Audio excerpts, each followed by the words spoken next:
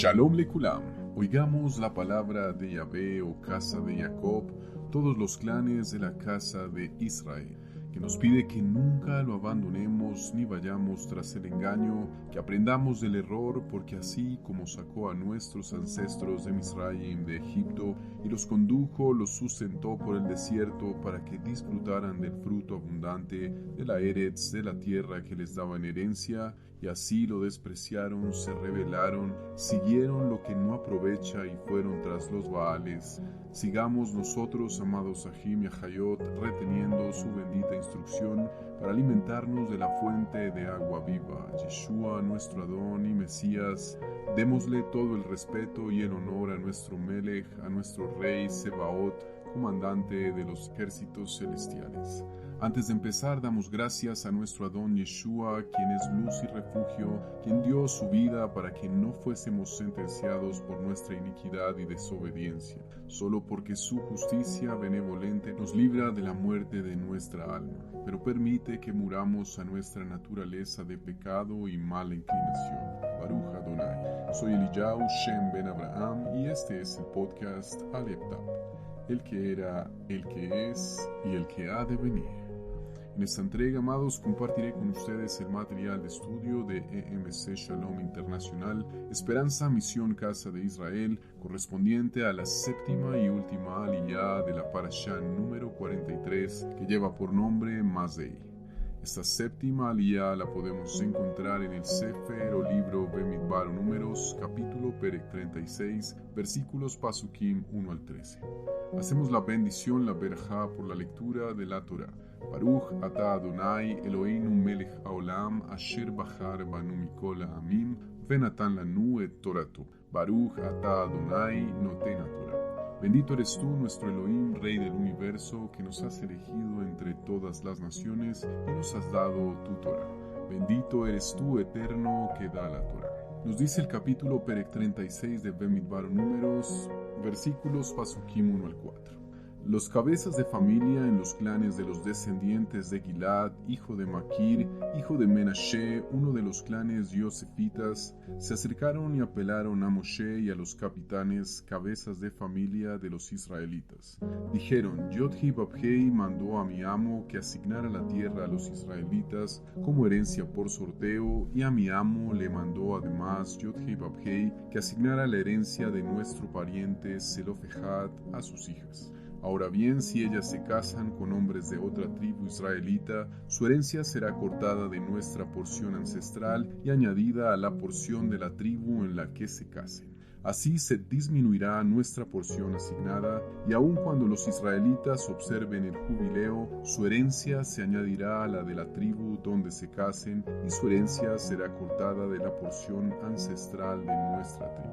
La herencia de los terrenos en Israel se daba, amados, en primer lugar a los hijos varones. Cuando una hija se casaba, podía gozar de un terreno y una casa en la tribu de su esposo. Sin embargo, en este caso, algunas hijas de Israel recibieron un terreno de su padre por no tener hermanos. Ellas tenían que casarse dentro de su propia tribu para que su terreno no pasara a la posesión de otras tribus. Capítulo Perek 36, versículo Pasuk 6 de Bemidbar o Números nos sigue relatando. Aquí está lo que Yod-Heh-Vavhei ha ordenado referente a las hijas de Zelofejad. Dejen que ellas se casen con cualquiera que ellas crean mejor, pero ellas se casarán con hombres de la tribu de su padre.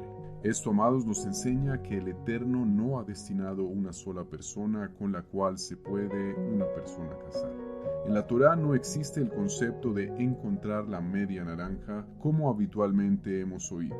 El Eterno da libertad para que uno pueda casarse con la persona que bien le parezca, con tal que sea dentro del pueblo santo, Kadosh, al que pertenece.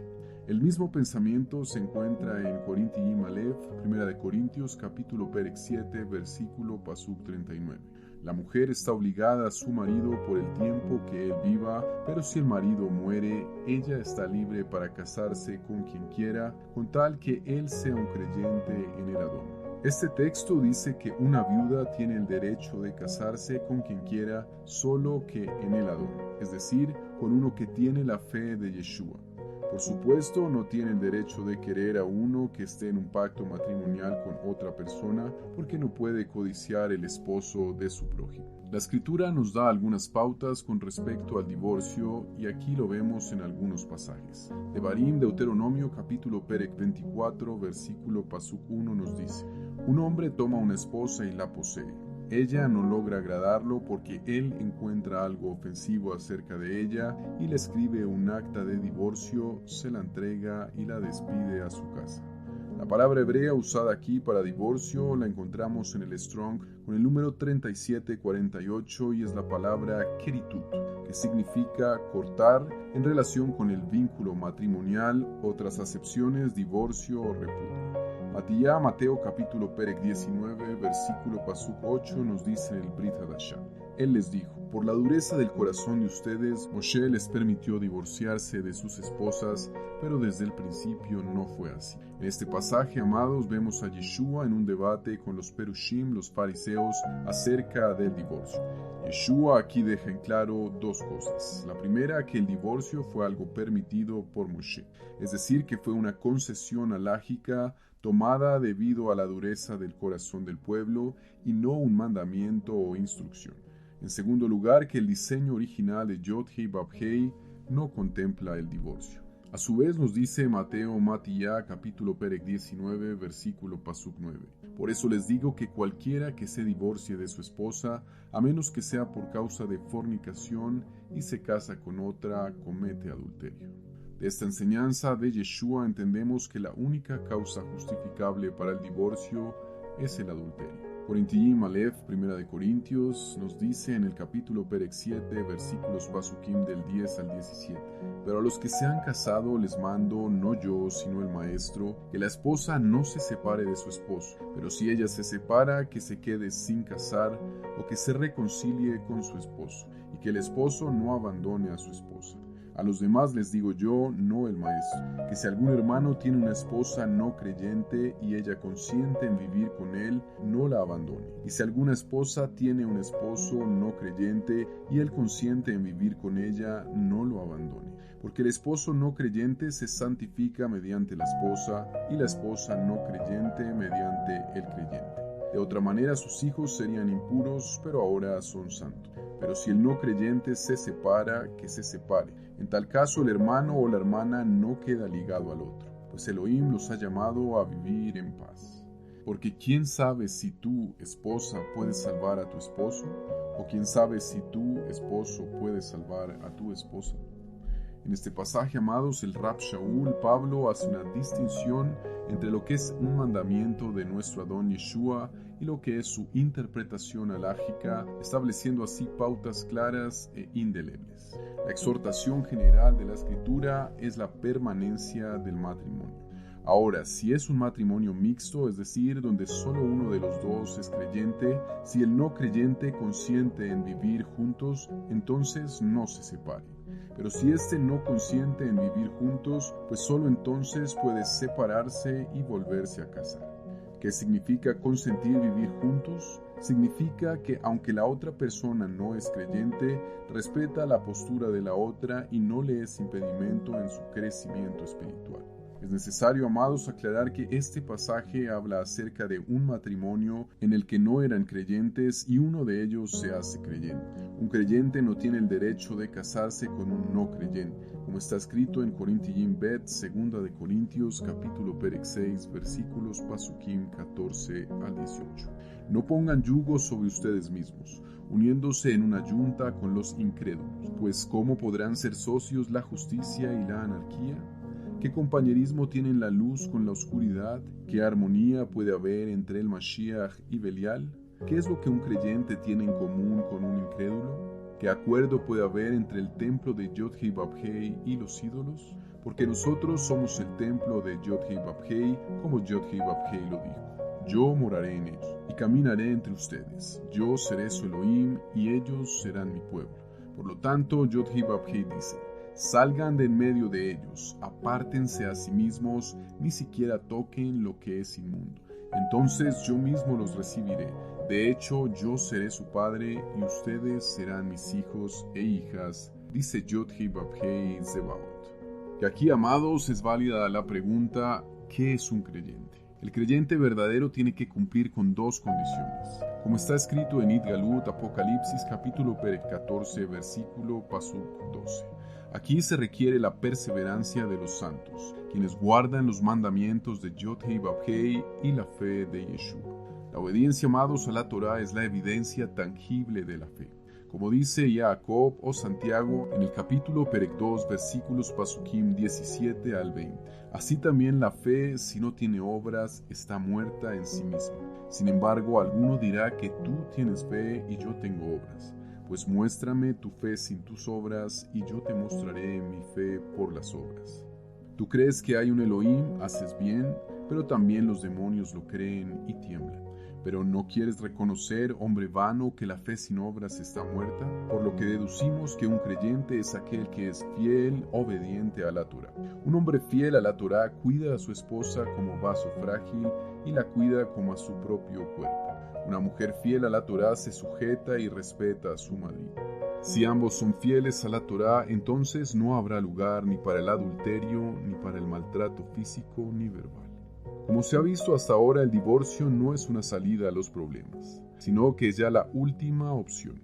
Yeshua siempre promueve el perdón, así como Yod-Heh Vav-Heh nos perdona a nosotros nuestras infidelidades. Como está escrito en Efesios capítulo 4, versículos pasukim 31 y 32. Quítense de ustedes toda amargura, enojo, ira, gritos y calumnia, junto con toda maldad.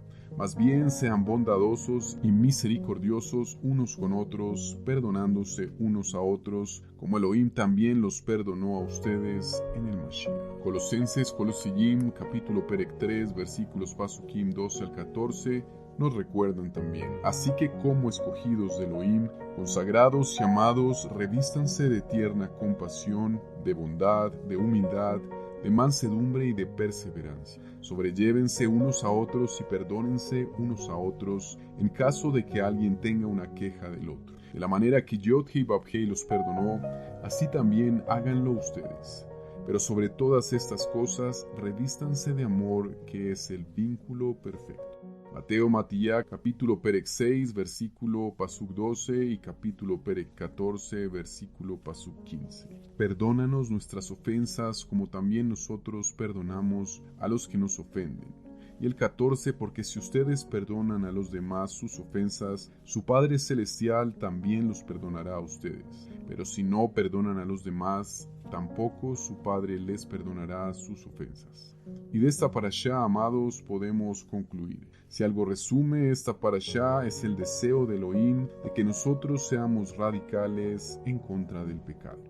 Luchemos, amados, por no dejar nada en nosotros que contamine nuestro ser, el lugar de la morada de Elohim.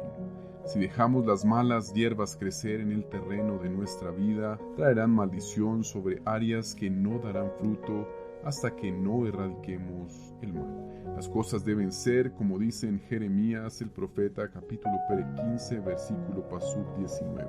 Esta es la respuesta de Yod-Heh Vav-Heh. Si tú regresas, yo te restauro, y te pararás delante de mi rostro, y yo traeré lo precioso de lo vil. Serás mi boca, entonces ellos regresarán a ti, tú no te regresarás a ellos. Y esta parashá contiene 6 de los 613 mitzvot, y vamos a ver uno por uno. El 406, precepto de dar a los levim, a los levitas, ciudades para habitar y ciudades de refugio. Lo vemos en Números, Bemidbar 35, pasuk 2. El 407, mi prohibición de ejecutar a una persona culpable antes de hacerse un juicio. Bemidbar, capítulo 35, versículo pasuk 12.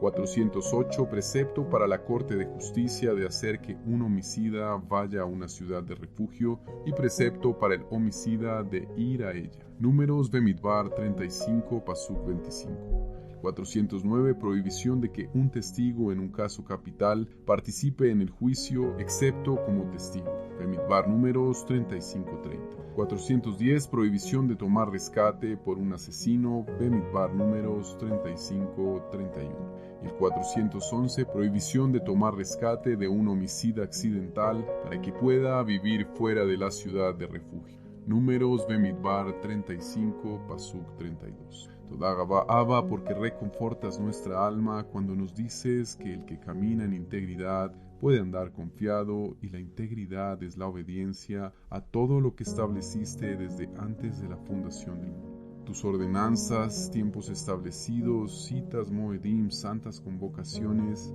al que proclama y pregona tu verdad le hace sabio y prudente, pero la boca del necio que agrega o resta a tu palabra es calamidad cercana. El salario del justo es para vida, el lucro del impío para pecado.